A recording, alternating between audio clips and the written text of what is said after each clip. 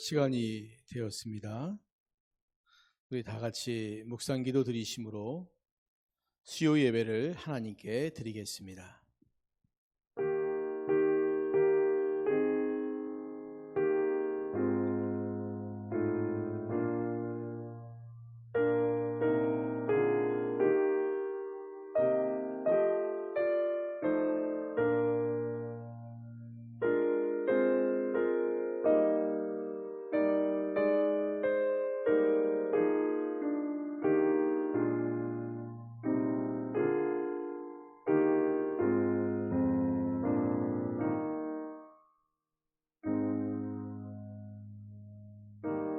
하나님은 영이시니 예배하는 자가 영과 진리로 예배할지니라. 아멘. 하나님 아버지, 오늘 우리가 같이 모여 하나님을 예배할 수 있도록 은혜 주심을 감사합니다. 같이 모여 이 시간 예배할 때에 주의 성령께서 우리의 심령 가운데 함께하여 주시고, 살아계신 주님, 역사하시고 내주시는 주님, 능력을 베푸시는 주님을 체험하는 복되고 귀한 시간 되게 하여 주시옵소서. 주의 성령께서 오늘의 예배 처음부터 끝날 때까지 지키시고 인도해 주실 것들을 믿사오며 살아계신 예수님의 이름으로 기도드리옵나이다. 아멘. 찬송가 146장 부르시겠습니다.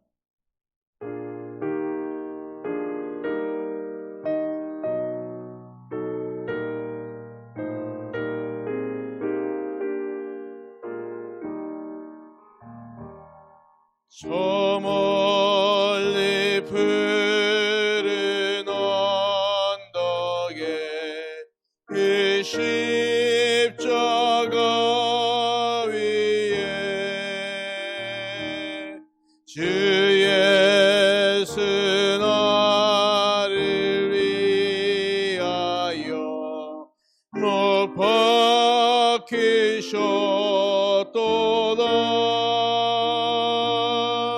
그 귀한 주의 사랑이 날 구원하시니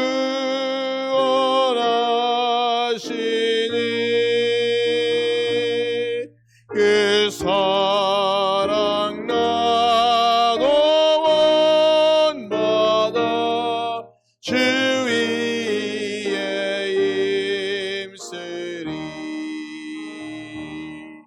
그 흉한 십자가에서 한없는 고통을 이 세상 사람이 하여 강하신 것일세. 그 귀한 주의 사랑이 날 구원하시니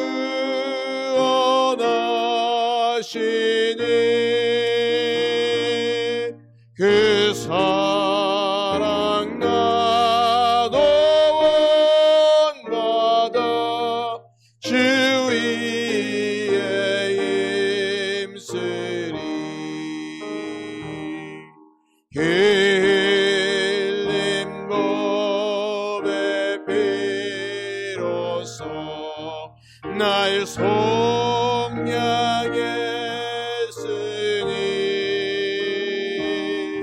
저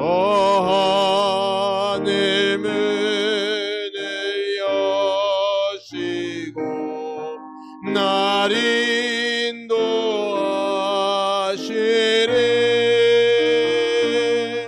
그 귀한 주의 사랑이 날 구원하시니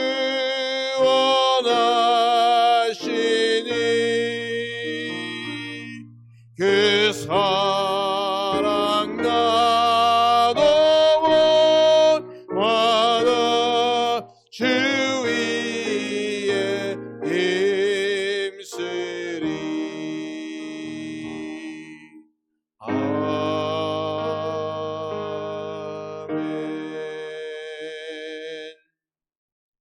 295장입니다.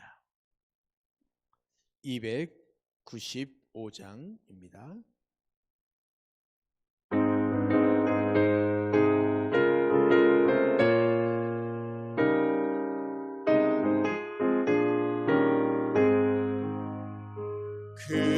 근죄에 빠진 나를 주 예수 건지사 이 넓은 품에 다시 품으신 은혜는 저보다 깊고 저 하늘보다 높다. 그 사랑 영원토록 나 찬송하리라. 날로 더욱 귀하다. 날로 더욱 귀하다. 한이 없이 넓은 우리 주의 사랑. 날로 더욱 귀하다. 옛날의 유대 땅에 주 예수 다닐 때 은혜 받으려고 흰물이 모였네. 는 먼저 병든 자를 다 고쳐주셨으니 나 같은 죄인까지 그 은혜 받도다. 날로 더욱 귀하다. 날로 더욱 귀하다. 한이 없이 넓은 우리 주의 사랑. 날로 더욱 귀하다. 지키신 사랑으로 만 백성 위하여 이 십자가의 고난 다 받으셨으니 그 속죄 받은 성도 큰 소리 외쳐 높여 온 천지 울리도록 주 찬송하리라. 날로 더욱 귀하다. 날로 더욱 귀하다. 한이 없이 넓은 우리 주의 사랑. 날로 더욱 귀하다.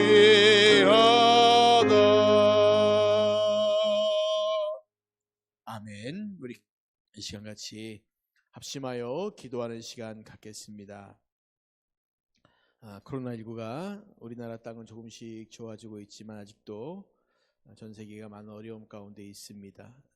백신의 보급과 치료약의 개발 등으로 이 어려움 가운데 우리가 벗어날 수 있도록 하나님 도와주세요. 기도해 주시고, 두 번째, 이 일로 인하여서 우리 성도들의 믿음이 더 하나님 앞에서 아름답게 자라갈 수 있도록, 혹은 한 사람이라도 그 믿음이 나락으로 떨어지거나 혹은 회의를 가는 사람 한 사람도 없게 해달라고 같이 이 시간에 합심하여 기도하겠습니다. 기도합니다. 하나님 아버지, 은혜를 감사합니다. 오늘 우리에게 주어진 귀하고 복된 예배 시간에 하나님 앞에 나와서 예배할 수 있는 은혜 주심 감사합니다. 우리를 하나님의 자녀로 부르셨는데 자녀로 부르심에 우리가 합당한 삶을 살고 주님이 기뻐하시는 믿음의 삶을 살고자 원합니다. 하나님, 이 시간 함께하여 주시옵소서. 은혜를 내려 주시옵소서. 주님이 기뻐하시는 온전한 믿음의 삶, 성도의 삶을 살 수 있는 은총을 내려 주시옵소서. 그리하여 정말 주님 기뻐하시는 온전한 믿음으로 세워져서 주께 영광 돌려드리는 우리 모두가 다 될 수 있도록 아버지 하나님 도우시고 인도하시고 붙잡아 주시옵소서. 주의 성령께서 오늘 우리에게 주신 말씀을 붙잡습니다. 의지합니다. 하나님께 나아갑니다.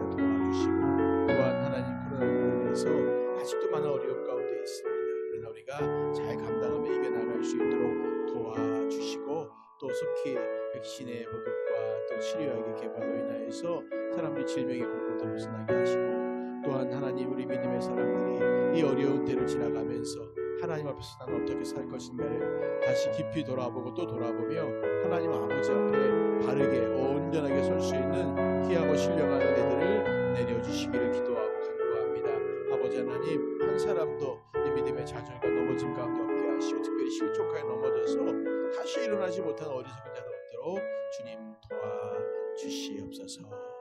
아버지 하나님, 우리에게 하나님 자녀의 특권을 주셔서 이렇게 나와 하나님을 예배하며 또 일상의 삶을 살아가고 하나님 말씀대로 순종할 수 있는 은혜 주심을 감사합니다. 오직 하나님만을 기쁘시게 드리는 귀한 믿음의 삶을 우리 모두가 살아갈 수 있도록 도와주시고, 우리 하나님 아버지께 영광 돌려드리는 우리의 삶이 다 될 수 있도록 크신 은혜 내려 주시옵소서. 오늘도 주의 말씀 듣길 원합니다. 우리의 길을 열어주시고 말씀 듣고 말씀 붙잡고 말씀대로 순종하며 우리 하늘에 우리의 보화를 쌓아두는, 우리 모두가 하늘 씨앗이 되는 그런 복된 삶을 살 수 있도록 도와주시옵소서. 주께서 이 시간 우리의 마음과 우리의 길을 열어주시기를 소망하오며 살아계신 예수님의 이름으로 기도드리옵나이다. 아멘.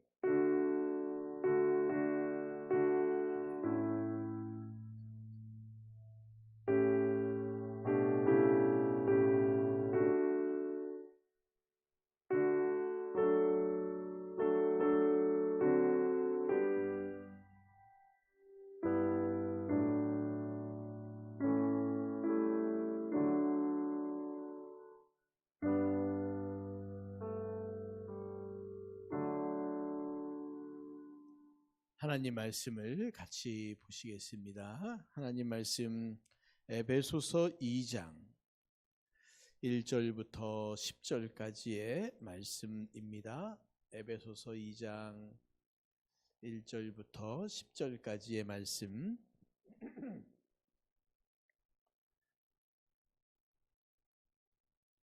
찾으셨으면 우리 한 절씩 말씀을 교독합니다. 그는 허물과 죄로 죽었던 너희를 살리셨도다.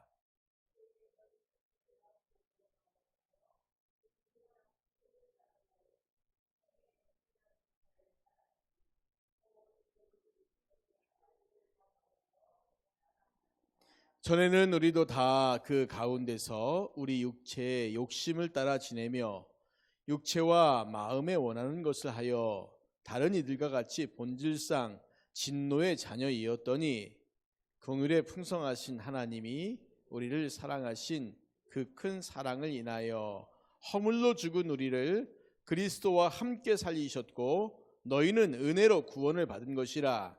또 함께 일으키사 그리스도 예수 안에서 함께 하늘에 앉히시니 이는 그리스도 예수 안에서 우리에게 자비하심으로써 그 은혜의 지극히 풍성함을 오는 여러 세대에 나타내려 하심이라. 너희는 그 은혜에 의하여 믿음으로 말미암아 구원을 받았으니 이것이 너희에게서 난 것이 아니요 하나님의 선물이라. 행위에서 난 것이 아니니 이는 누구든지 자랑하지 못하게 함이라.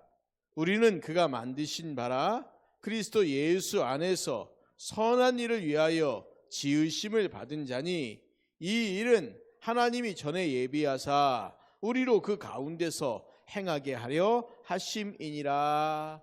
아멘. 자, 우리가 성경적 구원론에 관한 이야기를 계속 나누고 있습니다. 왜 우리가 구원론을 공부해야 할까? 왜 구원론을 공부해야 될까? 구원 받았습니까? 라는 질문 앞에 그럼요, 구원 받았습니다. 그런데 이것은 지금 우리들에게는 이제 많은 공통적인 질문이 되어서 성경 공부할 때마다 이런 질문을 받고 사람들이 이제 고민을 좀 덜하지만 1980년대 이때쯤 돼서 이런 질문을 던지면 사람들이요 고개를 갸우뚱했던 기억이 있습니다. 내가 구원 받았는데, 나 교회 잘 다니고 있는데 왜 갑자기 나한테 구원 받았냐고 물어보냐, 이 말이 뭐냐, 구원이 도대체 뭐냐라는 거죠. 그래서 제가 이렇게 말씀드리지 않습니까? 구원에 대한 정확하고 분명한 지식이 필요하다라는 거. 아, 구원이 뭐야? 라고 내가 뭔가 좀 설명을 할 수 있어야 된다는 거예요. 구원이 뭐냐라고 물어보는 사람에게 구원은 이것이 구원이다. 이것이 구원이다. 두 번째, 그럼 구원받은 자는 어떻게 살아야 되느냐? 이걸 같이 얘기해 주는 거예요. 구원이 뭐다? 구원받은 자는 어떻게 살아가야 한다라고 하는 것을 이야기할 수 있을 정도가 돼야 된다는 거예요. 그냥 옛날처럼 구원받았습니까? 라고 말하면 아니요, 나 교회 다니는데요. 이렇게 말하지 말고요. 교회를 다닌다는 것과 구원받는다는 것이 같은 의미일 수도 있지만 같지 않습니다. 구원받음이 훨씬 더 이 의미가 깊은 의미가 있는 거예요. 교회를 다닌다는 것은 그죠? 나 어렸을 때부터 나도 습관적으로 모르게 여기 다녔다고 그냥 다니는 거예요. 그런데 당신은 예수를 믿느냐? 이렇게 물어보면 고민되어지는 거죠. 그래서 구원받았습니까? 예수님을 믿습니까? 거듭났습니까? 영생을 받았습니까? 오늘 죽으면 천국 갈 수 있습니까? 이런 질문은 다 똑같은 질문이라는 거예요. 하나님의 자녀입니까? 그러니까 제가 지금 여러 가지 다양한 질문을 말했지만 이 말은 다 사실은 똑같은 의미를 갖고 있는 거예요. 거듭났습니까? 하나님의 자녀가 되었습니까? 예수님을 믿습니까? 오늘 죽어도 천국 갈 수 있습니까? 영생을 얻었습니까? 이 모든 질문이 다 뭐라고요? 전부 다 똑같은 질문이란 거예요. 그러니까 여기에 교회를 다니십니까? 직분이 있습니까? 이것과는 같은 질문이 아니라는 겁니다. 이해되십니까? 그러니까 우리가 이걸 제가 계속 반복하고 있는 얘기가 뭐냐면 우리가 이걸 이해 못하면 난 교회를 다니는데 왜 자꾸 물어보지? 이거 하는 거예요. 그것은 뭐냐면 구원이라는 것이 무엇인가? 이것에 대한 분명한 지식들이 우리 가운데 부족하기 때문에 생기는 일이다 생각하시면 돼요. 하나님이 우리에게 주신 가장 큰 선물이 뭐라고 말씀드렸습니까? 구원이라고요. 왜냐하면 그 구원이라는 선물 보따리 안에 우리가 알지 못하는 풍성한 하나님의 은혜가 숨겨져 있기 때문이라고. 제가 지난주에 그런 말씀드리지 않았습니까? 미국에 있는 한 꼬마 여자아이가 목사님의 설교를 듣고 한국에 있는 자기 할머니한테 이렇게 구원이 뭔지, 하나님의 자녀됨이 뭔지 이게 설명해 주는 그 이야기 기억나십니까? 이거 굉장히 중요한 의미가 있는 거예요. 생각해 보십시오. 한 거지아이가 있는데 임금님이 지나가다가 그 거지아이를 보고 야, 너 오늘부터 궁에 가서 나랑 같이 살자. 너 내 아들이야. 내가 너 아들도 삼아줄게 라고 말할 때 이 거지아이가 임금 쑥 따라가면 되지 않습니까? 그런데 이 거지아이가 임금을 따라가는데, 왕을 따라가는데, 궁궐에 따라가는데 그럼 어떻게 살지? 라고 말하면서 고민하는 거예요. 임금님, 혹시 내가 이 추울 때 덮고 잤던 이 거적대기 갖고 가면 안 되겠습니까? 뭘 그거 가져가요? 왕궁에 가면 더 좋은 이불 많은데. 임금님, 혹시 내가 이 동냥하던 이 그릇, 깡통 그릇 갖고 가면 안 되겠습니까? 뭘 가져가요? 왕궁에 가면 얼마나 더 좋은 그릇이 많은데요. 임금님, 내가 이 밥 먹던 이 숟가락 가져가면 안 되겠습니까? 임금님 뭐라고 말합니까? 안 돼. 전부 다 버리고 와야 돼. 이거 다 버려라. 근데 버려라는 말 가운데는 무슨 의미가 있습니까? 더 좋은 거 내가 준다는 거예요. 그렇죠? 버리라는 말은 나 지금부터 나 거지인데 거지한테 이것마저 버리라고 하면 거지에게 왕거지 되는 거 아니냐. 왕거지 되는 게 아니라 그거 버리고 더 좋은 거 주겠다는 거예요. 이거 버리지 않으면 안 된다는 겁니다. 버리지 않으면 안 된다. 근데 이 거지가 그거 갖고 막 고민하면 얼마나 웃기겠습니까? 그러니까 구원이란 게 뭐냐면 우리가 하나님의 자녀가 되었어요 라고 말하면 그 속에 얼마나 놀라운 선물 보따리가 있는지 몰라요. 우리가 상상지도 못한 것들. 그런데 이것을 받으려면 옛 것들은 버려야 되는 거예요. 옛 것들은 버리는 겁니다. 옛 것도 같이 갖고 있고 새 것도 같이 갖고 있고 이거 할 수 없습니다. 옛 것과 새 것을 같이 못 갖고 있어요. 옛 것들은 죄악된 것들, 더러운 것들, 그거 버리는 게 맞다는 겁니다. 왜냐하면 우리를 하나님의 자녀 삼아주시고 난 다음에 그 속에 얼마나 많은 풍성한 은혜를 맺게 해주셨는가. 그런데 사람들이요, 구원에 대해서 생각하면서 구원이 뭐예요? 그럼 어떤 사람은 열심히 생각해 대답한 게 죽으면 천국 가는 거죠? 라고 말하는 거예요. 이게 사람들의 일반적인 생각이라는 겁니다. 구원은 죽으면 천국 가는 거. 제가 계속 말씀드리지 않습니까? 그럼 지금 당장 죽지 뭐하러 여기서 힘들게 살고 있냐고. 구원 받았으면 천국 가면 되는 것이. 여기서 살면서 죄 짓고 힘들고 상처받고 고통받고 뭐로 그렇게 삽니까? 천국 가면 되지요. 이것도 하나의 의미가 되겠지만 구원받는다는 것에 있어서 이 죽어서 천국 가는 겁니다라고 하는 것은 결과론적인 것이고요. 하나님은 우리가 구원받은 백성으로 이 땅 가운데 살아가는 삶의 과정 가운데 많은 하나님의 풍성함들, 정말 내가 하나님의 자녀로 이 땅 가운데 살아가는 그 풍성함들을 누리며 살 수 있도록 해주셨다는 겁니다. 그런데 우리가 이걸 잊어버리고 난 다음에 죽어서 천국 가면 되죠. 그러면서 이 땅을 살면서 맨날 인상 쓰고 살아가기 너무 힘드니까 내가 빨리 죽어서 천국 가면 좋겠다 그러고만 살고 있어요. 우리 믿는 사람들의 특징 가운데 하나가 죽음에 대한 두려움이 없는 겁니다. 그렇죠? 왜요? 죽으면 천국 가니까요. 할렐루야? 근데 이것에 대해서 난 여기서 천년만년 살고 싶어요. 물론 건강하게 사셔야죠. 오래오래 사셔야죠. 좋습니다. 그러면서 하나님의 일을 하는 거예요. 내가 왜 오래 살아야 됩니까? 내가 왜 건강하게 살아야 합니까? 하나님의 영광을 위해 살려고. 이 땅에서 부귀영화 누리고 살려고 건강하게 오래 살고 싶어하는 게 아니라 하나님의 영광을 위해서 내가 혹시 조금이라도 생명이 연장되어지면 그 연장된 생명 가운데 내가 하나님의 영광을 위해서 믿지 않는 사람들에게 복음을 전하는 그 삶을 위해서 내가 그래서 아니면 내가 병상에 누워서 아무것도 못하는 그럼 그 순간에 왜 하나님이 날 빨리 안 데려가실까? 그럼 기도하는 거 하나님 나보고 기도하라는구나. 그럼 그때부터 기도하시는 거예요. 우리 가족들 위해 기도하고 세계 열방을 위해 기도하고 하나님 아직도 복음을 듣지 못한 많은 사람들이 있습니다. 내가 누군지 모르지만 근데 병상에 누워있는데 TV를 통해서 어려운 나라 이렇게 소식이 들려요. 그럼 그 나라에 기도하고 내가 아직까지 살아있는 이유가 있구나. 하나님 나보고 이런 거 하라고 하시는구나. 내가 하나님 하나도 힘도 없고 돈도 없고 그래서 이제 내는 옛날처럼 막 열심히 봉사도 못하고 내가 헌금도 못하는데 내가 무슨 의미가 있어요? 하나님 나보고 왜 뭐 하라고요? 기도하라고요. 기도. 그게 우리가 할 수 있는 거 하는 거예요. 하나님의 영광을 위해서 우리 각자가 할 수 있는 것들을 하는 겁니다. 나는 아이 키우면서 아무것도 못해요. 왜 아무것도 못해요? 기도하면 되죠. 그렇지 않습니까? 아이 키우면서 아무것도 안 해요. 기도도 안 해버려요. 차라리 거기다가. 봉사는 못할 수 있어요. 그렇지 않습니까? 내가 어떻게 아이 키우면서 봉사할 수 있어요? 봉사 못할 수 있죠. 그럼 봉사 못하면 뭐 하면 돼요? 기도하면 돼요. 기도하면 돼요. 하나님께서 우리를 부르심의 목적이 뭐냐? 죽어서 천국 가기 위해서 그렇게 부르신 게 아니라 이 땅에서 우리가 살아가는 동안에 구원받은 자로서 하나님의 은혜를 누리면서 그 풍성한 은혜를 누리면서 두 번째 하나님의 자녀로서 그 영광된 삶을 사람들에게 보이는 증인의 삶을 살아가는 것. 우리가 이렇게 살아가는 거예요. 그렇게 누리며 살아가는 겁니다. 그러면 도대체 구원의 풍성함을 어떻게 알 수 있을까? 어디 있다고요? 성경에 기록되어 있다고요. 그러니까 성경에 기록되어 있는 것들을 우리가 분명히 아셔야 한다는 겁니다. 그러면 구원에 대한 분명한 진리를 알기 때문에 우리 어떻게 살 수 있습니까? 영적으로 풍성한 삶을 살 수 있어요. 제가 다시 말씀드립니다. 육적으로는 풍성한 삶 살 수 있을지 살 수 없을 수도 있어요. 내가 꼭 높은 자리에 올라가지 않을 수도 있습니다. 그렇죠? 건강하지 못할 수도 있어요. 우리는 늘 풍성한 삶을 말하면 영육 간의 풍성한 삶이라고 말해서 괜히 육적으로 그렇지 못한 사람들 시험에 들게 만들 때가 있습니다. 우리가 어떻게 다 육적으로 풍성한 삶을 살 수 있습니까? 물론 감사가 있고 은혜가 있으면은 좋겠죠. 그런데 그게 흔히 보는 사람들의 기준에 따른 육적인 풍성함, 부유함은 아닐 수 있지 않습니까? 가난할 수 있어요. 어려울 수 있습니다. 힘들 수 있어요. 그렇죠?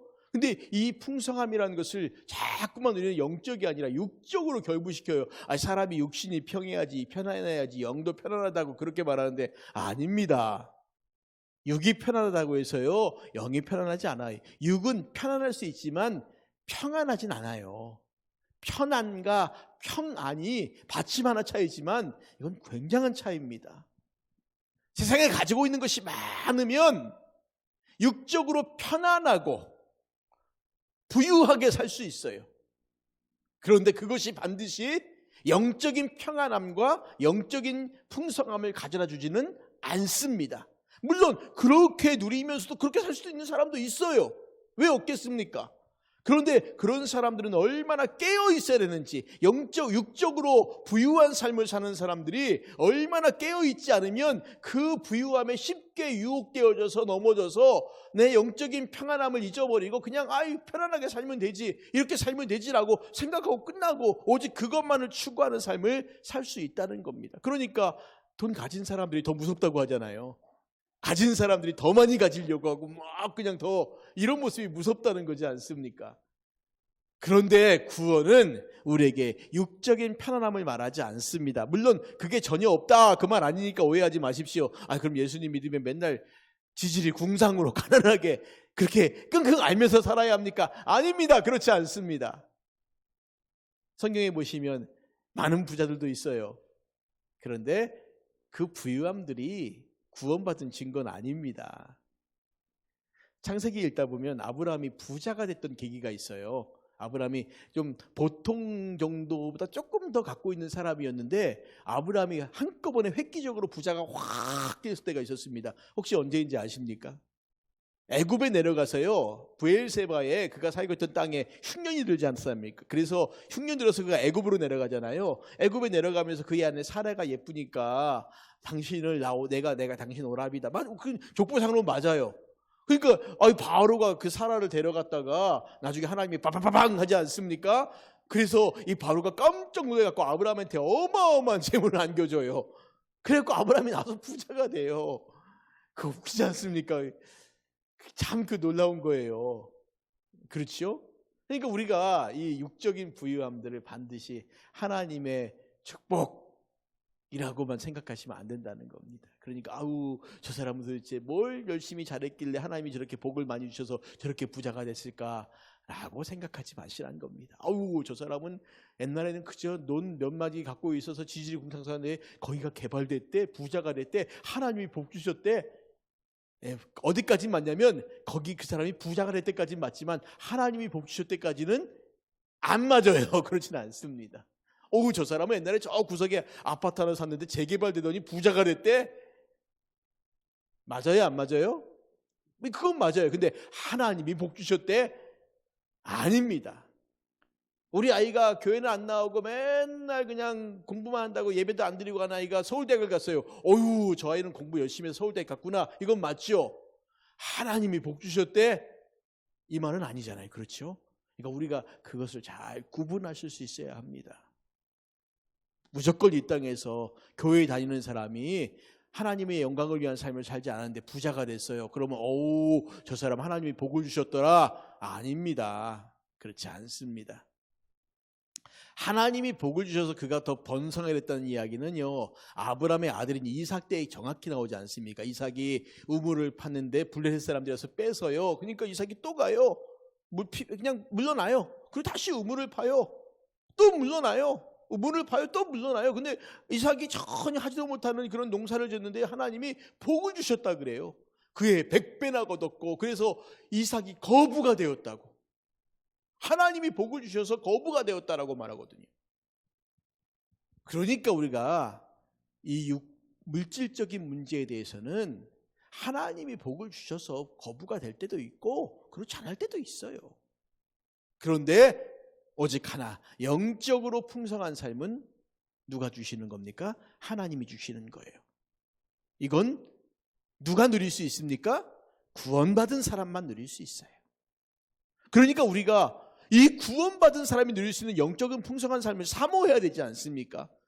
이거 사모해야죠. 육적으로 부유한, 넉넉한, 편안한 삶을 우리가 나 그렇게 살고 싶어요. 물론 그렇게 살고 싶은 사람이 있겠지요. 모두가 그렇지 않겠습니까? 그런데 이게 중요한 게 아니라 정말 중요한 건 영적으로 풍성한 삶을 살아가는 거 중요하다. 그러니까 우리가 이 땅을 살아가면서 여러 가지 수없이 많은 일들을 만날 때 그 환난이나 곤고를 통해서 우리를 그리스도의 사랑에 끊을 수 있는 것이 없다라고 로마서에서 바울이 2번씩이나 끊을 수 없다라고 말하고 있는 겁니다. 성경은요, 구원에 대해서 쭉 기록하고 있어요.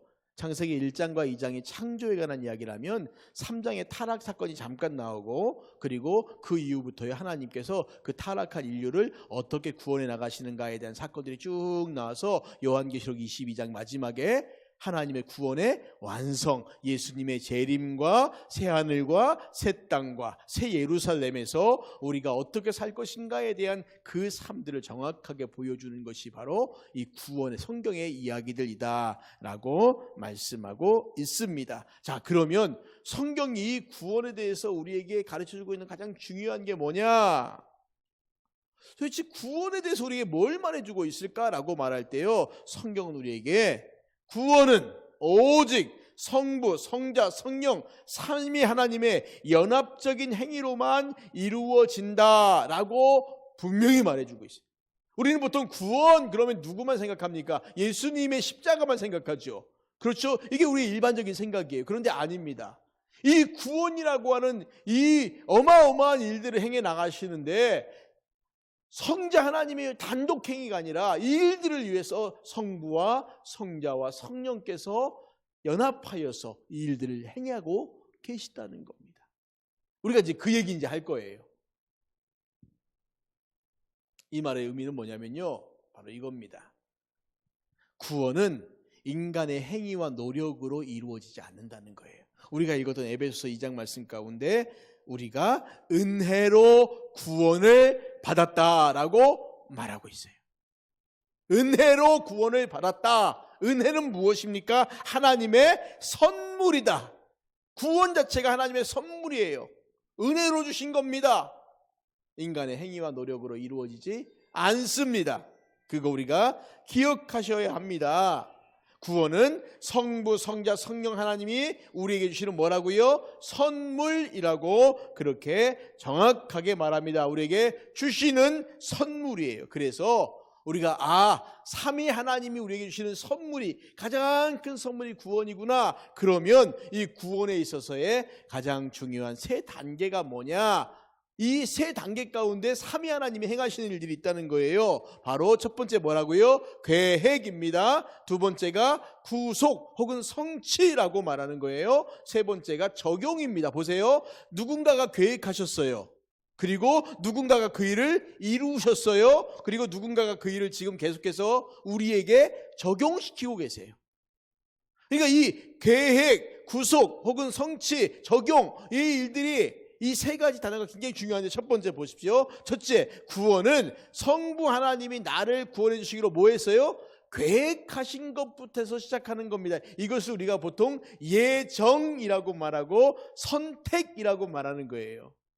이제 다음번에 이야기할 겁니다. 성부 하나님이 뭐 하시는 거예요? 계획하셨어요. 뭐 하시려고요? 나를 구원해 주시려고. 저 재타락한 저 인간들을 구원해 주시려고. 그래서 예정이란 말을 할 때 하나님께서 우리가 어머니의 태 속에 있기 전부터 이미 우리를 아셨다라고 말하잖아요. 그래서 미리 아셨어요. 미리 아신 우리를 부르셨어요. 그렇죠? 이거 미리 아셨다는, 내가 어떻게 어머니 뱃속에 있기도 전에 아셨냐고. 근데 하나님은 시와 시간과 공간을 초월하시는 분이지 않습니까? 그렇죠? 이미 모든 걸 다 알고 계신 분이세요. 우리는 시간과 공간 가운데 제한되어 있기 때문에 우리는 내일 무슨 일이 일어날지 모르지 않습니까? 어제 일은 알아요. 내일은 몰라요. 그래서 무당들이 잘하는 게 뭐냐면 과거의 일은 맞춘대요. 근데 미래의 일은 못 맞춘답니다. 그렇죠? 지나간 일들은 때로 맞출 수도 있어요. 아니면 정말 용해서 맞출 수 있을지 모르겠지만 과거의 일은 우리가 알 수 있지만 미래의 일은 모르는 거예요. 왜? 미래의 일은 누구 겁니까? 그건 하나님의 것이거든요. 우리 게 아니에요. 근데 하나님은 그것도 다 아셔요. 그래서 하나님은 나를 구원해 주기로 계획하셨어요. 이 얘기는 예정을 이야기할 때 더 깊게 들어가서 이야기하는데 얼마나 예정에 대한 은혜가 큰지 모릅니다. 그래서 보십시오. 하나님의 구원의 계획은 누가 하셨어요? 성부 하나님께서 구원의 계획을 행하셨어요. 하나님의 계획이 있다는 겁니다. 두 번째, 구원은 성자 예수님이 성부 하나님의 계획대로 이 땅에 오셔서 내 죄를 대신하여 죽으시고 나를 대신하여 부활하시며 이루어지는 것입니다. 우리가 그것을 뭐라고 말하냐면요, 성취라고 그렇게 말하는 거예요. 성취, 대속의 죽음. 하나님이 계획하셨어요. 하나님께서 내가 저를 사랑하는데 저를 어떻게 구원할까? 요한복음 3장 16절 말씀, 하나님이 세상을 이처럼 사랑하사, 하나님이 나를 이처럼 사랑하사 뭐 하셨어요? 독생자를 주셨으니. 왜요? 나를 사랑하셔서 나를 구원해 주시기로 하시는데 그 구원의 방법이 뭡니까? 독생자를 이 땅에 보내시는 거예요. 십자가에 나의 죄를 대속하여 죽게 하시고 그리고 그 사망 권세 이기시고 부활하시고, 그러므로 말미암아 그 구원이 이루어졌다라고 말씀하시는 겁니다. 그래서 이 구원의 실행은 누가요? 성자 하나님께서 십자가에서 이렇게 죽으심으로 말미암아 대속의 죽음인 거죠. 그래서 예수님께서 우리를 위해 행해 주신 일이 뭡니까? 계시하시고 대속하시고 화목과 구속과 화해와 승리의 이 일들을 행해 주신 건데, 설명해 보자면 이겁니다. 계시가 뭐냐? 여기 보세요. 하나님의 사랑과 공의 등 하나님의 영광을 우리에게 보여주시는 거예요. 어려우니까 그냥 설명만 들으십시오. 나중에 또 얘기할 때가 있을 겁니다. 하나님의 영광, 공의, 하나님의 영광, 사랑, 이것들 우리에게 뭐한 거예요? 이게 보여주신 거예요. 아버지의 사랑이 나타났습니다. 무엇으로요? 예수님으로 말미암아 나타났어요. 이게 보여주신 거예요. 이 땅에 아기 예수로 오심으로 하나님이 우리를 얼마나 사랑하시는가를 친히 보여주신 분이 바로 예수님이시라는 겁니다. 얼마나 우리를 사랑하시면 그 아들을, 독생자를 우리를 위해 이 땅 가운데 보내셨냐는, 그것도 무슨 큰 대제국의 왕자의 아들로 태어나도 그것도 부족할 판에 저기 예루살렘의 옆에 있는 베들레헴의 그 아주 산골짜기에, 그것도 정말 무슨 좋은 집도 아니라 마구간의 말구유에서 태어나신 거예요. 보여주신 겁니다. 두 번째가 대속, 우리 죄를 대신하여 죽으신 사건. 예수님이 하신 일이지 않습니까? 십자가에서 하나님의 어린 양, 보라 세상 죄를 지고 가는 하나님의 어린 양이로다. 세상 죄를 지고 가는 하나님의 어린 양이잖아요. 그 하나님 예수님의 십자가의 대속은 단 한 번에 드린 영원한 속죄 제사인 거예요.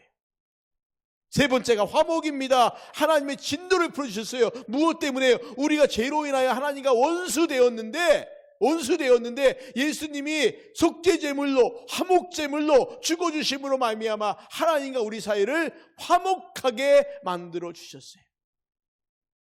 이 말은 죄가 있는 우리가 하나님께로 가까이 갈 수 없었는데 우리의 죄를 다 속해 주심으로 우리가 하나님께 나아갈 수 있는 길을 얻게 되었다는 말씀이에요. 그리고 구속입니다. 우리를 죄와 죽음으로부터 해방시켜 주셨어요. 그리고 화해, 우리를 하나님과 교제할 수 있도록 해 주셨어요. 그리고 승리, 사탄과 악의 세력을 정복하셨어요.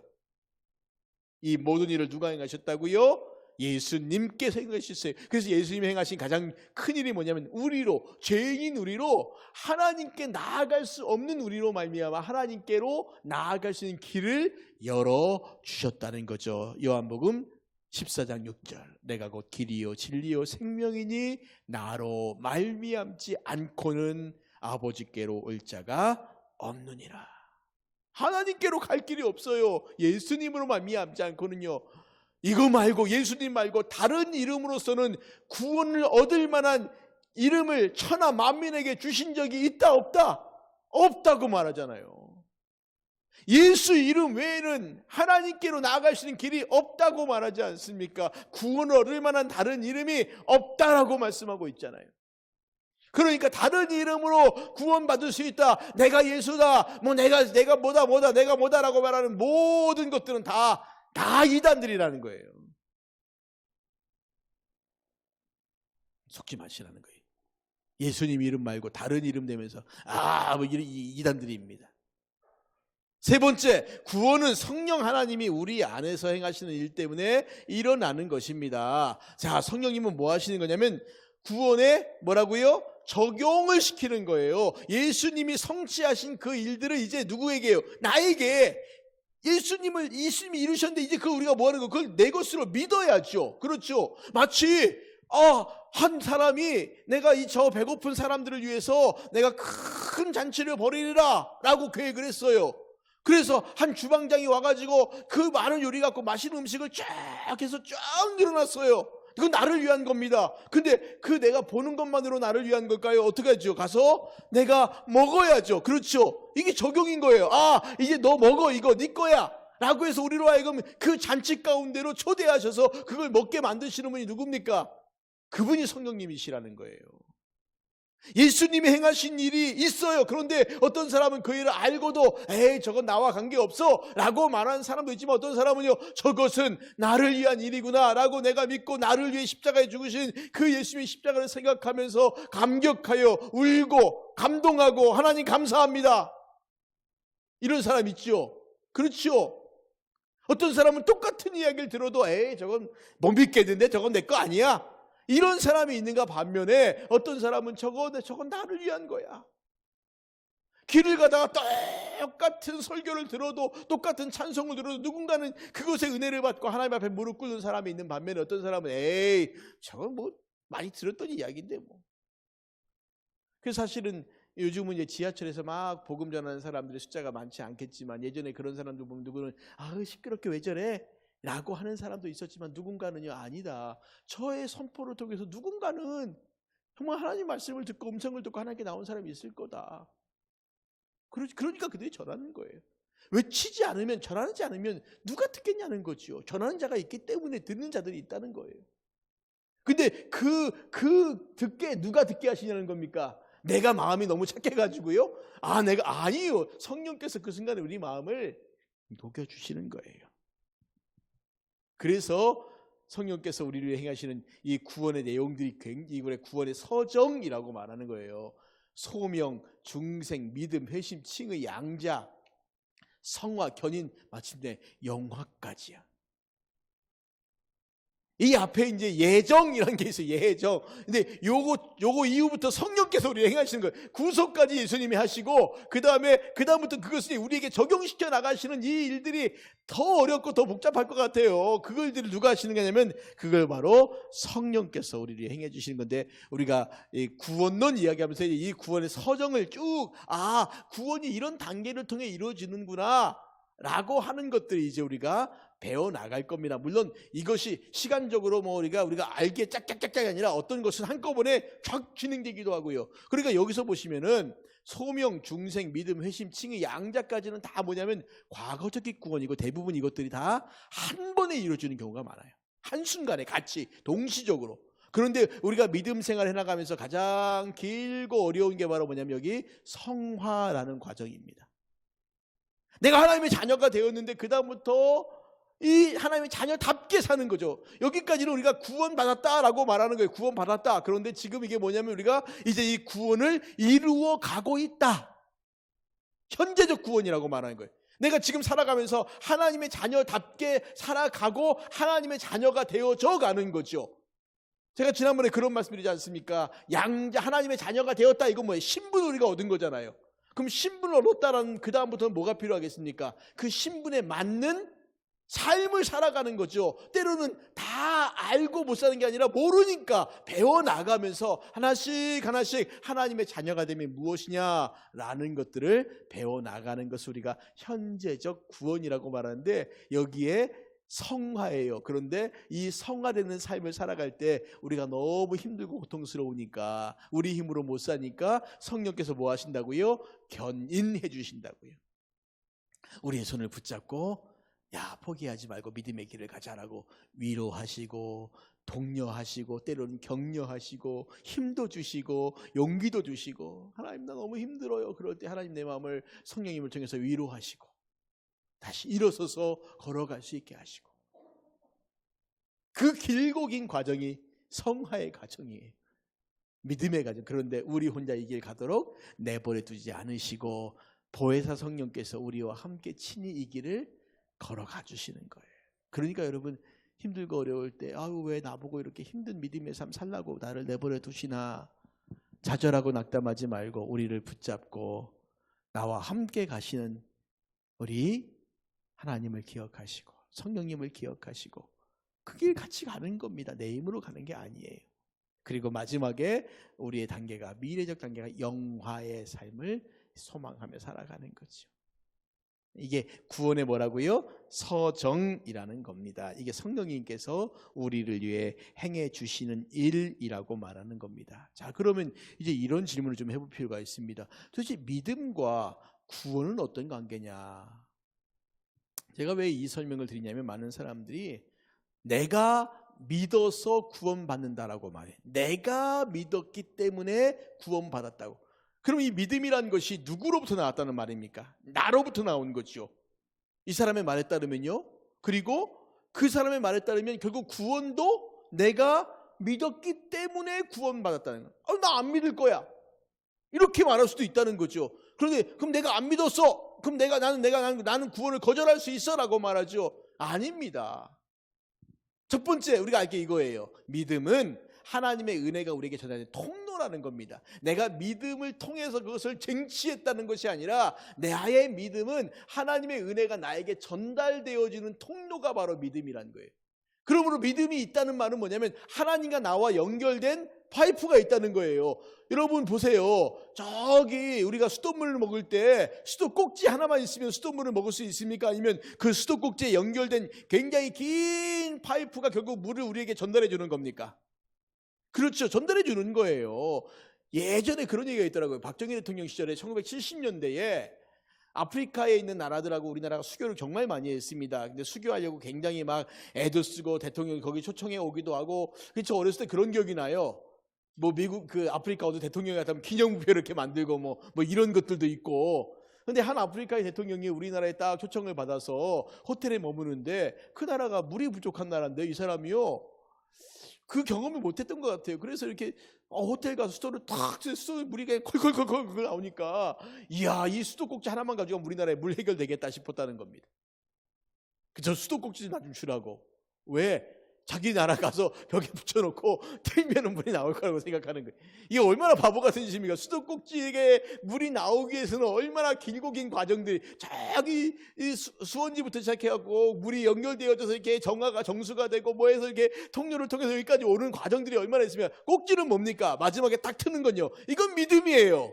이게 왜 믿음인 줄 아십니까? 내가 수도꼭지를 트는 순간에 물이 나올 거라고 하는 믿음. 이게 믿음이 아닌 것 같아요. 이게 믿음이에요. 여러분 만약에 의심해 보세요. 이 수도꼭지를 틀면 물이 나올까? 라고 막 머릿속으로 생각해요. 틀까 말까 틀까 말까 그런 고민하고 트세요? 아니면 그냥 트십니까? 그냥 틀잖아요. 이건 믿음이라는 거예요. 믿음. 왜? 지금까지 우리는 틀면 나왔거든요. 믿음이란 게 바로 그겁니다. 하나님의 은혜가 우리에게 오는 거지 수도꼭지를 돌렸다고 해서 물이 나오진 않아요. 그렇죠? 하나님의 은혜가 있기 때문에 우리가 믿습니다 하고 돌리는 순간에 은혜가 임하는 거지. 그렇죠? 근데 내가 돌렸기 때문에, 돌린 것 갖고 너무 그 돌린 거 하나 갖고 물이 나왔다고, 야 내가 수돗물을 만들었어, 이렇게 말하는 사람은 바보 멍청이죠. 그런 멍청한 사람이 어디 있습니까? 자기가 무슨 수돗물을 만들어. 야 봐라, 내가 물 나오게 할게. 그리고 꼭지를 딱 틀어서 물이 나와요. 봐라, 내가 물을 만들었다고. 그런 사람이 어디 있습니까? 물을 만들긴 뭘 만들어요. 수도꼭지 하나 돌린 거지요. 우리의 믿음이 그겁니다. 내가 믿었기 때문에 구원받았다라고 말하는 것은 내가 수도꼭지 하나 돌렸기 때문에, 아니면 내가 전등에 스위치를 꽂았기 때문에 불이 들어온, 말도 안 되는 짓이잖아요. 그거 하나 갖고 무슨 불을 만들고 무슨 물을 만들겠어요. 집에 가스레인지 있을 때 한번 이렇게 딱 돌렸다고 해서 불이 탁 올라오니까 야 내가 불을 만들었다, 그런 거 얼마나 웃기겠습니까? 그건 겨우 그 행동 하나인데요. 그러니까 믿음이란 게 그겁니다. 우리가 갖고 있는 믿음이라는 것이 그 정도밖에 안 돼요. 수도꼭지를 트는 것, 아니면 전등 스위치를 켜는 것, 가스레인지 불을 켜는 것, 요거 하나밖에 안 돼요. 근데 이거 갖고 내가 내 믿음이 어떻고 저쩌고, 믿음이 더 좋아봤자 얼마나 좋고 작아봤자 얼마나 작겠습니까? 근데 작은 사람도 있어요. 꼭지를 틀까 말까 이거 믿음이 작은 거죠. 그냥 돌리면 돼. 그렇죠. 베드로가 예수님을 보고 물 위로 걸어오게 하소서 했더니 예수님이 오라 하면 어떡합니까? 예수님 말씀하시니까 가자. 그게 베드로가 물 위로 걸은 것이 베드로의 능력입니까? 예수님이 능력입니까? 예수님의 능력이 베드로에게 임한 거지, 베드로가 갑자기 탁월해져가지고 물 위를 걸어간 게 아니에요. 근데 배 안에 있던 제자들과 베드로의 차이점이 뭡니까? 베드로는 수도꼭지를 돌린 사람이에요. 제자들은요, 수도꼭지도 못 돌린 사람이에요. 결국 우리에게서 수도꼭지 하나를 돌리고 안 돌리고가 얼마나 큰 차이인데, 하나님 보시기엔요, 그거 아무것도 아닌 거예요. 무슨 베드로가 대단한 사람이라고 물 위를 걸어갔겠습니까? 그러니까 예수님께서 믿음이 적은 자요 라고 안탄하시는 게 뭐냐면, 너희 믿음이 겨자씨 하나만큼만 있어도 저 산을 명하여 바다로 옮겨져라 하여도 될 거라고 하는 것은, 우리가 수도꼭지 하나를 돌릴 정도의 믿음만 있으면 수도꼭지를 트는 그 순간에 맑은 물이 콸콸콸콸콸 쏟아져 나올 거다. 야, 저 꼭지 하나만 돌려봐. 물 나올 거야. 그런데 그 꼭지를 돌려본 적이 없는 사람 어떻게 할까요? 안 믿는 거예요. 말도 안 되는 소리 하지 무슨 저 쇳덩어리에서 무슨 물이 나오냐고. 그럴 거 아닙니까? 이게 우리가 생각하는 믿음이라는 것이 그래서 어떤 경우에는 굉장히 큰 거고 어떤 경우에는 정말 웃긴 거고 그거예요. 저 스위치 전등 스위치 하나 켜봐 불 들어올 여기가 환해질 거야 라고 말할 때 이걸 우리는 알기 때문에 켜요. 그런데 저걸 처음 본 사람은 아이 무슨 저 하얀 걸 이렇게 한다고 해서 누른다고 해서 불이 들어와요. 못 믿는 거지요. 그러니까 안 누르는 거예요. 그러니까 깜깜한 데 사는 겁니다. 너 왜 안 했어? 아니 저거 키면 되는데. 아는 사람은 그렇게 말하지 않겠습니까? 믿음이란 게 그거예요. 근데 늘 그걸 들으면서도 그렇게 안 해요.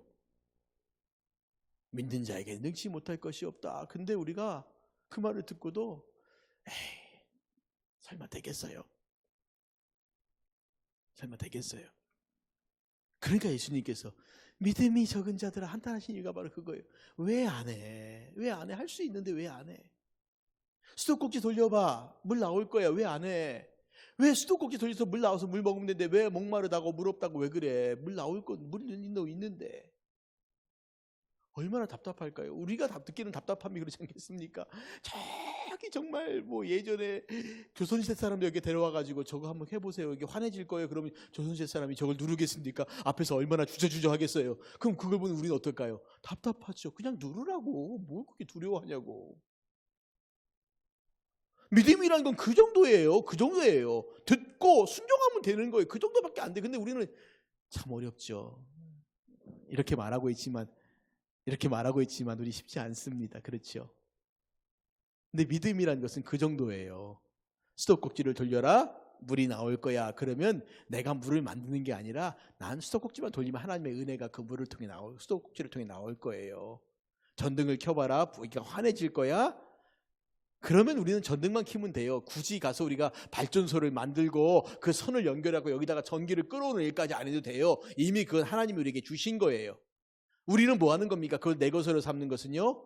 꼭지만 돌리거나 저는 스위치만 누르거나 우리 그것만 하면 돼요. 그러면 이미 우리를 위해 하나님이 주신 예배해 놓으신 그 풍성함들을 우리가 누리며 살 수 있는데 참 이렇게 말하는 저도 잘 안 되는 부분입니다. 우리 모두가 잘 안 되는 부분이죠. 믿어라. 믿는 자에게 능치 못할 것이 없어. 따라해 봅시다. 꼭지를 돌려라. 예, 그렇죠. 두 번째, 전원 스위치를 눌러라. 그럼 뭐예요? 이거 환해질 거예요. 그 우리가 이게 환하게 만들었습니까? 아니죠. 이미 하나님이 환하게 만드실 것들 다 우리 앞에까지 주셨는데 받아 먹으라. 그 네 거야. 받아 먹으라. 네 거야. 이게 뭐라고요? 받아 먹으라 할 때 입을 쫙 벌리는 게 뭐라고? 이게 믿음이라는 거예요. 근데 받아 먹으라. 근데 입을 꼭 다물고 있어요. 이건 믿음이 없는 거예요. 받아 먹어라. 입을 쫙 벌리면 이게 믿음이 있는 거예요. 그러니까 믿음이라는 것이 정말 어려운 게 아닙니다. 그렇죠? 근데 이 믿음을 못 갖는 거죠. 수도꼭지를 이리 봤다 저리 봤다 앞에서 봤다 위에서 봤다 뒤에서 봤다 밑에서 봤다 여기서 물이 정말 나올까 두들겨 보기도 하고 나름대로 자기 과학적으로 생각해 보기도 하고 이걸 돌리면 정말 물이 나올까 왜 나올까 뭐 원리를 설명해 주면 믿음이 더 좋아질까요? 아니 더 복잡해요. 그냥 돌리면 돼요. 그 우리를 예배해 놓으신 그 은혜의 생수가 콸콸콸콸콸 쏟아져 나올 건데 우리는 그 꼭지 하나 붙잡고 지금 씨름하고 있는 겁니다. 이걸 내가 할까 말까. 야곱이 야복강가에서 천사를 붙잡고 씨름하면서 나를 살려주세요. 뭐해서 하나님께서 이미 약속하지 않습니까? 야곱이 떠날 때 베델에서 내가 너를 무사히 돌아오게 해주겠다. 근데도 씨름하고 앉아있어요. 거기서 나를 뭐 살려주세요. 우리 형 에서가 나를 죽이려고 하고 오고 있습니다. 어쩌고 저쩌고 하면서 난리를 펴요. 하나님이 이미 약속해 놓으셨는데. 아니 그 약속의 말씀 믿으면 되지. 그런데 그냥 그 천사 붙잡고 씨름을 하고 난리를 펴요. 왜 뭐하러 그러고 있어요. 그러다가 괜히 이 허벅다리 하나 맞아갖고 쩔뚝거리고 걷기나 하고 앉아있고. 그게 무슨 짓입니까 그게요. 그게 뭐 하는 겁니까?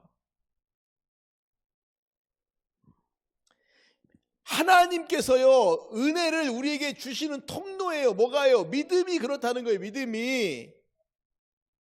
그러니까 하나님의 은혜를 받으면 뭐가 있어야 돼요? 믿음만 있으면 돼요. 믿음만 있으면 돼요. 우리에게 은혜를 이미 어디까지, 우리 코앞까지 은혜를 주신 거예요. 이거 받아 먹어, 네 거야 라고 말할 때 은혜로 아멘 하고 받으면 되는 겁니다. 그게 믿음이에요. 무슨 믿음이 무슨 대단한 거간 줄 아십니까? 하나님께서 내가 너와 함께 할게, 염려하지 마라, 지켜줄게, 자 일어나 떠나자. 그럼 움직이면 되는 거예요. 그럼 되는 거예요. 하나님 약속 믿고 가면 되는 겁니다. 홍해를 갈라놓고 건너갔잖아요. 요단강이 아직 이 문이 없어지기 전에 건너가자. 그럼 건너가면 되는 거예요. 그럼 발 한 발짝 딱 디디는 그 순간에 물이 멈춰버려요. 하나님께서 그렇게 은혜를 주시는 겁니다. 그게 믿음이에요. 그 믿음이, 구원이 바로 우리 코앞까지 있잖아요. 하나님 우리를 위해, 모든 사람을 위해 예수님의 십자가의 은혜를 우리에게 주셨어요. 근데 그것을 누구 거라는 겁니까? 내 것으로 해야죠. 그게 뭐예요? 그게 믿음이에요. 그런데 그거 하나 해놓고, 내가 아까 말씀드린 것처럼 수도꼭지 한번 돌려놓고 내가 물을 만들었다, 이거 얼마나 웃긴 짓이에요. 그런 사람이 있으면 이 집 바보 아니냐 그러겠지요. 아니 지가 수도꼭지 하나 돌려놓고 무슨 물을 만들어. 자기가 전등 하나 켜놓고 무슨 불을 만들어. 그냥 그거 하나 한 거지. 이미 다 우리를 위해 준비해 놓은 것을 우리 것 다 하는 게 믿음인 거지요. 믿음은 구원을 받는 두 손입니다. 하나님께 주실 때, 예 하나님 이렇게 손만 내밀면 돼요. 받으면 됩니다. 감사합니다 하고 받는 거예요. 이게 믿음입니다. 그런데요, 놀라운 게 뭔지 아십니까? 그 믿음마저도 하나 성령님이 주신 선물이라는 거예요. 누구나 수도꼭지 돌릴 수 있지 않는 겁니다. 그러니까 이 믿음이 대단한 거예요. 그것도 하나님 성령님이 주신 선물이라는 거예요. 베드로가 무리를 걸은 것이 예수님 말씀 듣고 예수님 바라보고 배에서 내려 무리를 걸어간 일이었지만, 이거 별거 아니잖아요. 그런데 그것마저도 성령님이 주시는 선물이라. 에베소 2장 8절 말씀, 너희는 그 은혜에 의하여 믿음으로 말미암아 구원을 받았으니 이것이 너희에게서 난 것이 아니요 하나님의 선물이라. 하나님의 선물이라. 그래서 믿음으로 구원받는다, 이 말은 무슨 말이겠습니까? 오직 은혜로 구원을 받는 것입니다. 오직 은혜로 구원을 받는 것이 은혜입니다. 은혜, 선물이에요. 믿음이라는 나의 무슨 노력과 수고가 아니라 이것마저도 선물이에요. 그러니까 수도꼭지 앞에 서서 그 수도꼭지를 돌릴 때 물이 쏟아져 나오는 것도, 그 물도 은혜지만 그 수도꼭지를 돌릴 수 있는 것마저도 하나님이 우리에게 주신 선물이라는 거예요. 그러니까 우리가 할 수 있는 게 하나도 없는 거죠. 그러면 하나님께서 우리를 구원하시는 궁극적인 목적이 뭐겠습니까? 자, 하나님을 사랑하는 사람으로, 이웃을 사랑하는 사람으로 되게 하려는 것입니다.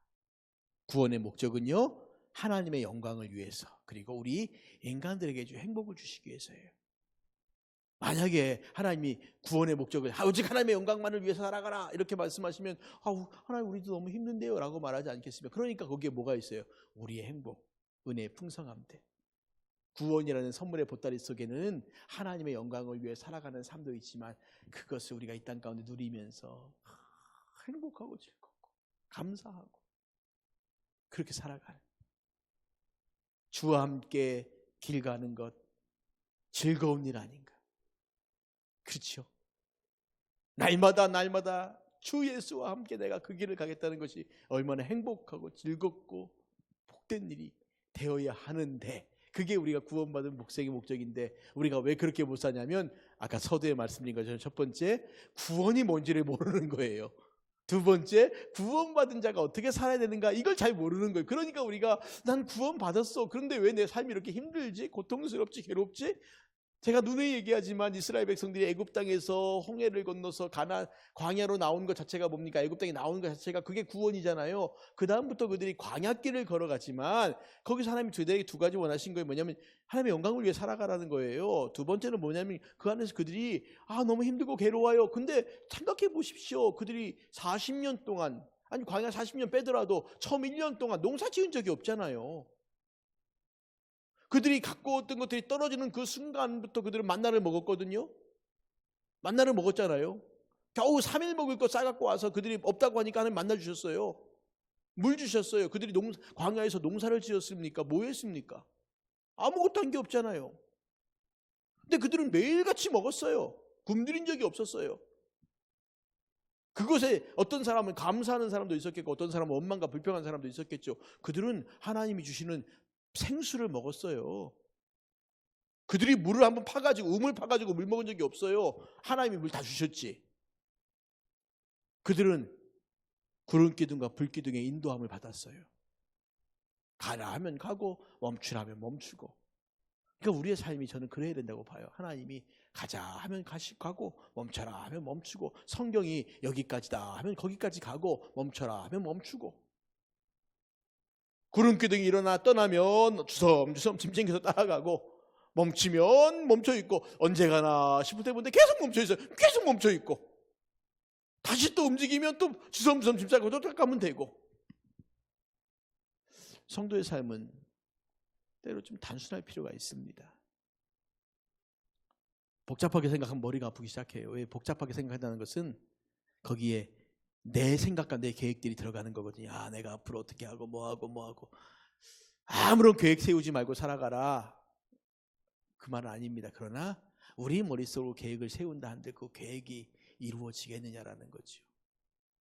어떤 의미로 본다면 우리는 광야의 삶을 살아가면서 인도하시는 하나님에 따라서 그렇게 걸어가는 것입니다. 자, 구원의 의미와 목적을 늘 기억하고 구원받은 자답게 살라. 구원론을 같이 이야기하는 이유가 여기 있습니다. 첫 번째, 구원의 의미와 목적을 늘 기억하십시오. 왜 우리를 구원해 주셨는가?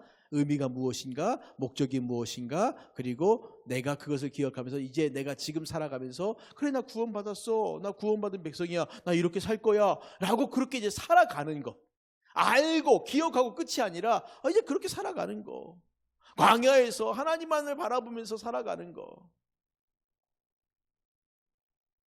누가 진짜 믿음을 가진 사람입니까? 하나님만을 바라보는 사람이 믿음을 가진 사람이에요. 하나님께 소망을 두는 사람이 믿음을 가진 사람이에요. 하나님께 소망을 두는 사람. 하나님이 뭘 주시는가 쳐다보는 게 아니라 하나님을 바라보는 사람이에요.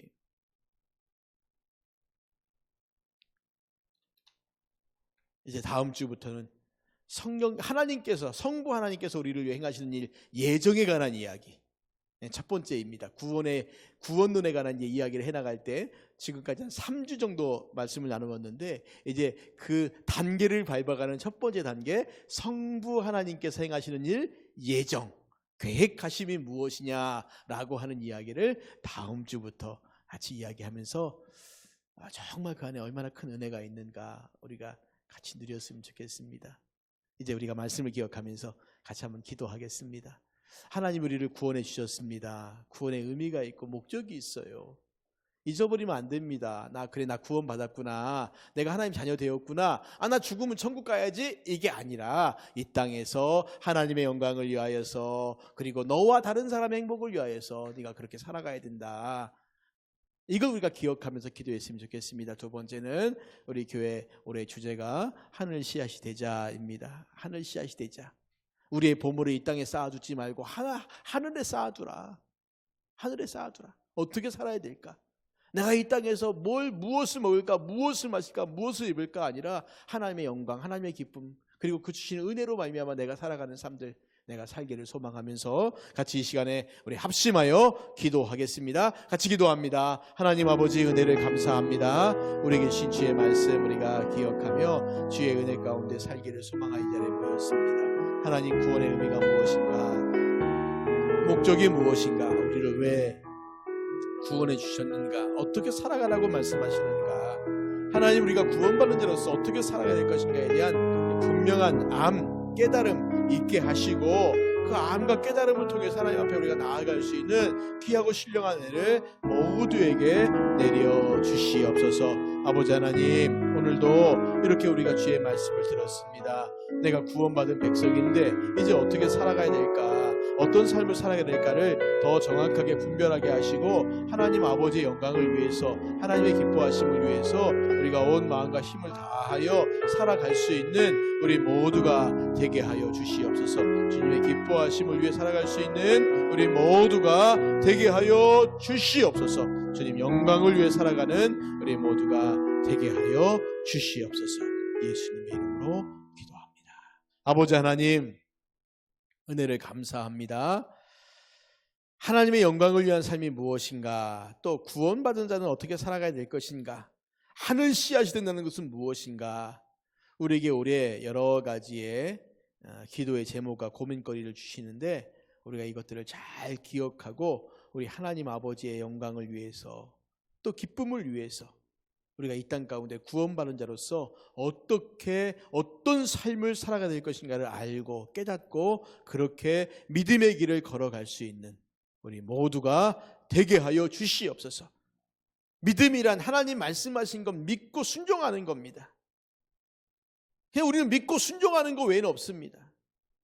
그 일들을 우리 모든 성도님들 올 한 해 행하여 나아갈 수 있도록 도와주시고 그저 아무런 힘도 없고 능력도 없는 자기 생각과 자기 계획대로 살아가지 아니하도록 도와주시옵소서. 오늘도 주님 앞에 나와 한 마음으로 예배한 우리 모든 이들에게 함께 하시고 또 영상을 통해 같이 예배하고 또 이후에 예배할 모든 이들에게도 풍성한 은혜 내려 주시옵소서. 예수님의 이름으로 기도드리옵나이다. 아멘. 지금은 우리 주 예수 그리스도의 은혜와 하나님 아버지의 무한하신 사랑과 성령님의 위로 교통 충만 역사하심이 오늘도 주님 앞에 나와 한 마음으로 예배하며 돌아가는 우리 모든 성도님들 머리 위에 지금부터 영원토록 함께 하시기를 간절히 축원하옵나이다. 아멘.